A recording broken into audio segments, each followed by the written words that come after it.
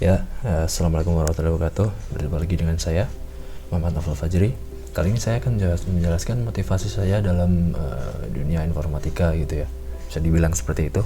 Jadi motivasi saya atau motivator bagi saya yaitu Linus Torvalds, the principal author of Linux kernel atau pembuat kernel Linux. Jadi pada tahun 91 dia yang pertama kali mendevelop atau mengembangkan kernel Linux. Dia ada sebuah Linus Law atau hukum dari Linus, bisa dibilang seperti itu, yaitu given enough eyeballs all bugs are swallowed. Jadi berikan lebih banyak bola mata di situ, dalam artian orang atau mata seseorang. Jadi semakin banyak orang yang melihat kode kita, semakin banyak bugs yang akan bisa ditangani. Jadi seperti itu. Inilah prinsip dari open source yang ditanamkan dalam kernel Linux. Nah, perjalanan hidup Linus Torvalds dimulai dari Helsinki, Finlandia. Dia lahir di sana hingga kuliah juga di sana, di University of Helsinki. Jadi dia mendapatkan gelar master di Computer Science pada tahun tersebut.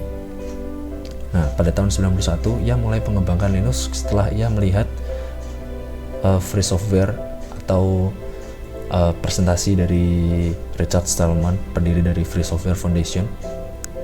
Setelah dia melihat tersebut, ia ingin mengembangkan versi open source dari Unix, yang pada tahun itu Unix dikembangkan oleh BSD, Berkeley Software Development. Nah, kemudian mulai pada tahun 91 hingga medio 90-an tersebut, Linux berkembang.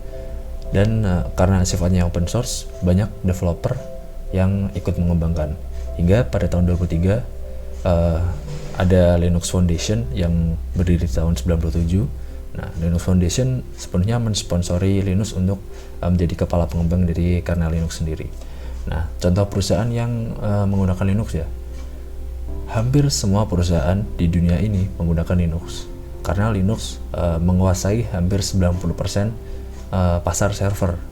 Jadi semua perusahaan yang menggunakan server, dia akan otomatis menggunakan Linux. Termasuk kita ya mungkin beberapa ya, karena Android tidak menguasai 100% pasar mobile phone, hanya sekitar 70%-an. Mungkin sebagian dari kita juga menggunakan Linux, karena Android itu basisnya dari kernel Linux. Jadi jasa dari seorang Linus Torvalds ini bisa dikatakan sangat besar ya. Hampir semua sistem atau mesin di dunia ini menggunakan basis dari kernel Linux. Oke, tadi contoh perusahaan-perusahaan besar mungkin bisa dikatakan Google, Red Hat, Canonical yang membuat Ubuntu, kemudian Fedora Foundation, dan lain-lain. Termasuk kayak Amazon, itu juga menggunakan server Linux. Nah, dari seorang Linus Torvalds ini sendiri bisa kita ambil pelajaran ya, atau kita petik kesimpulan bahwa Linus Torvalds itu merupakan seorang yang sangat cerdas. Dia tidak bisa dikatakan sebagai seorang yang bodoh, karena dia mendapatkan gelar master dari University of Helsinki dan di Computer Science pula. Itu jadi kita bisa ambil kesimpulan bahwa dia memiliki computational thinking dan critical thinking yang sangat baik. Nah, Linus Torvalds juga tidak hanya sebagai orang pintar, dia tidak hanya diam saja seperti itu. Jadi Linus Torvalds dia memiliki jiwa-jiwa bisa dikatakan kepeduliannya terhadap dunia komputer atau computer science seperti itu. Dia menginovasi, dia membuat suatu kernel inti dari sistem operasi yang open source, yang bisa dimanfaatkan oleh orang banyak. Jadi sebenarnya landasan dia mengopen sourcekan Linux karena dia ketika membuat software pasti banyak bug. Nah, ketika semakin banyak orang yang bisa melihat bugs dan bisa memperbaiki bug tersebut, maka bugs akan semakin sedikit dan software tersebut akan semakin baik atau semakin reliable, seperti itu. Nah, setelah saya sendiri mengambil atau mencuplik beberapa pelajaran dari Linus Torvalds, saya membuat lini masa kehidupan saya 5-10 tahun ke depan. Jadi karena saya sekarang masih semester 5, jadi saya akan lulus dulu 2 tahun ke depan atau 1,5 tahun ke depan, dan setelah lulus saya akan pastinya mendapat pekerjaan. Karena apapun itu, kalau kita mau berinovasi atau kita memiliki ide, semua harus ada modalnya, termasuk modal uang. Jadi saya harus memiliki pekerjaan terlebih dahulu. Nah, kemudian saya setelah memiliki pekerjaan, setelah pekerjaan saya bisa dikatakan mapan gitu, saya akan mulai mengembangkan diri saya dalam dunia open source. Karena jujur dalam diri saya ingin bermanfaat kepada banyak orang, tapi saya tidak bisa langsung misal terjun dalam aksi sosial atau apa gitu, karena bisa dibilang bidang saya yaitu di komputer atau informatika, computer science, maka saya akan berusaha untuk bermanfaat dalam bidang tersebut.